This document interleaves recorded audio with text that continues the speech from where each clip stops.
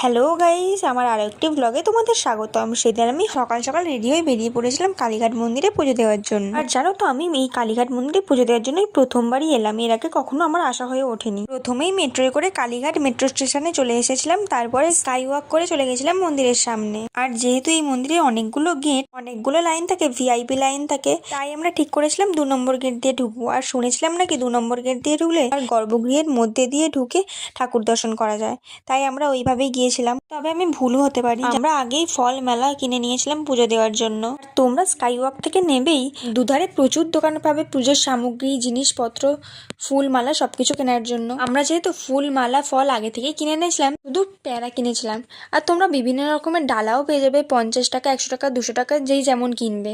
তারপর আমরা 2 নম্বর গেটের সামনে চলে এসেছিলাম আর লাইন দেওয়ার জন্য চলে গেছিলাম। লাইন তো বেশ অনেকটাই ছিল, কিন্তু এই মন্দিরে অন্যান্য মন্দিরের মতো প্রচুর পান্ডা থাকে যারা তোমায় ফোর্স করবে, টাকার বিনিময়ে ভিআইপি লাইনে পুজো দেওয়ানোর জন্য বলবে। কিন্তু আমাদের পার্সোনালি মনে হয় পুজো দেওয়ার জন্য কোনো ভিআইপি লাইন হতে পারে না। ভগবানের কাছে সবাই সমান। এবার যারা নিজেদের জোর খাটিয়ে টাকার বিনিময়ে ভগবানের দর্শন আগে করতে চায়, তাদের নিয়ে আমি কিছু বলতে চাই না, তাদের চিন্তা ভাবনা হয়তো আলাদা। যাই হোক, অনেকক্ষণ লাইন দেওয়ার পর পুজো দেওয়া কমপ্লিট করে নিয়েছিলাম। তারপর আমরা গোটা মন্দিরটা ঘুরে দেখছিলাম। এই জায়গাটায় প্রচুর পাঁঠা বলিও হয়, তবে আমরা মায়ের দর্শন কিন্তু খুব ভালোভাবেই করতে পেরেছি। যত তাড়াতাড়ি এবং সকাল সকাল আসবেন ততই ভালো, তাহলে দর্শন খুব ভালোভাবেই করতে পারবেন। আর 1টা নাগাদ মন্দির বন্ধ হয়ে যায়। আর মায়ের মন্দিরের পাশেই ছিল মহাদেবের মন্দির, শ্যামরাই মন্দির, এগুলো একটু দর্শন করে নিয়েছিলাম। তবে আজকের ওয়েদারটাও বেশ ভালোই ছিল, বেশি রোদও ওঠেনি, তবে বেলার দিকে একটু রোদ উঠেছিল বটে। আর আমরা যেহেতু সকাল সকালে এসেছিলাম, তাই লাইন দিয়ে পুজো দিতে কোনো সমস্যাও হয়নি।